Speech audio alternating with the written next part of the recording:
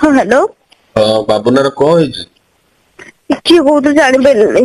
ମଉସା ବାବୁଲାକୁ ଜଣେ ଚାକୁ ମାରିଦେଇ ପଳେଇଛି। ବାବୁଲା କ୍ୟାପିଟାଲ ହସ୍ପିଟାଲରେ ଅଛି। କୋଉଠି ମାଇଲା? ମୋ ରୁମଟି। ରୁମ୍ ଠି ସେ କଣ ବାହାରି ଥିଲା? ନା ନା ସେ ମୋ ରୁମ ରେ ଥିଲେ। ସେ ବାହାରି ଥିଲେ ଯାହା ଗାଡି ସେ ଚଲଉନାହାନ୍ତି କି ତାଙ୍କର କଣ ଦେହ ଖରାପ ଅଛି ସେ ଯିବେ ବୋଲି ବାହାରିଥିଲେ। ମୁଁ କହିଲି ହଉ ଠିକ ଅଛି ତମେ ଖାଇଦେଇକି ପଳେଇବ ଆଉ ଖାଇଦିଅ ତାପରେ ଯିବ ଆଉ।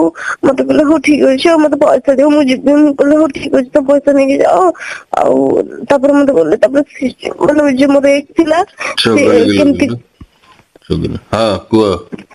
ଯିଏ ମୋର ଏକ୍ସ ଥିଲା ସେ ଜାଣିକି କେମିତି କଣ ମୁଁ ଜାଣିନି ସେ ଆସିକି ତ ମୁଁ ତାକୁ କାର କହିଲି ଏକ୍ସ ଥିଲା? ମାନେ ମୋର ଆଚ୍ଛା। ହଁ ତ ସେ ତାଙ୍କୁ ଚାକୁ ମାଡ଼ କରିଦେଇଛନ୍ତି। କିଏ ତାର କୋଉଟା? ତା ଘର ଡିଟେଲସ ମୁଁ ସବୁ ଜାଣିଛି ଭାଇ। ଜାଣିଛ ତମେ? ହଁ ମୁଁ ସବୁ ତା ଘର ବି ଦେଖିଛି ସବୁ ଦେଖିଛି। ତମେ ଅଛ ମେଡିକାଲରେ? ହଁ କ୍ୟାପିଟାଲ ହସ୍ପିଟାଲ। କ୍ୟାପିଟାଲ ଅଛ ତ? ଆଜ୍ଞା। ତାକୁ ଆଡମିସନ କଲଇଁ? ହଁ ମୁଁ କଲିଣି ଆଚ୍ଛା ଡକ୍ଟର ଦେଖୁଛନ୍ତି। ମାନେ ତମକୁ ଡକ୍ଟର ଏବେ ଦେଖୁଛନ୍ତି ମାନେ କଣ ଆଡମିସନ ହେଲାଣି ନା ହେଇନି? ହଁ ହଁ ଅଧଘଣ୍ଟା ହେଲା ହେଲାଣି।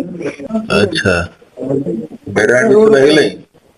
ଆଜ୍ଞା ଆପଣ କିଏ କହୁଥିଲେ ତା ମଉସା ଜାଣିପାରିଲିନି। କହୁଥିଲେ। ତାଙ୍କ ମଉସା ବୋଲେ କହୁଛି 6 ନମ୍ବର ମଉସା।